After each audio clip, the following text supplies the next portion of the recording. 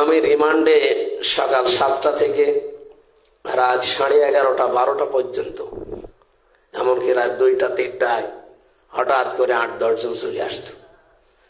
এদের যে কাজকর্ম, যদিও তারা দুনিয়ার স্বার্থে বা দুনিয়ার জন্য কাজগুলো করে, কিন্তু তাদের তো শ্রম আছে।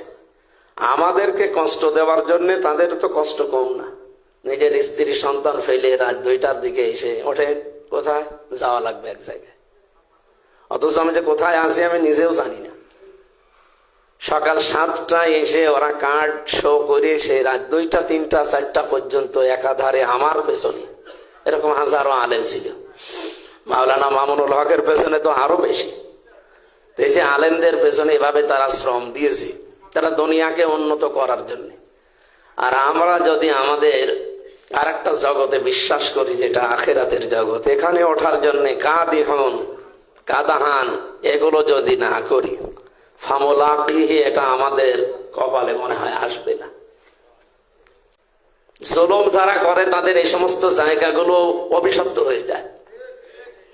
তা আমি মানুষকে এইটাই বলি যে দেখেন, এরা এত বড় শিখড়, ইউনিয়নের দারোয়ান থেকে শুরু করে সংসদ পর্যন্ত এমন কোন জায়গা ছিল যেখানে এদের শিকড় ছিল না?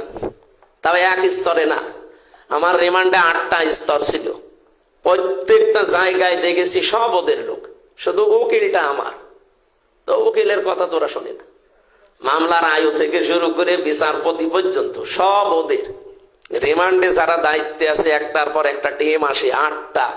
10 দিনে আমার মনে হয় 10 বছর জীবন থেকে চলে গেছে। সবগুলো ওদের, অথচ তারা এখন কোথায়? তাদের বাড়ি ঘর পর্যন্ত এখন আর নেই। যা করেছিল হালকা পাতলা আল্লাহ কিছু দেখিয়েছে, তাই এই অবস্থা।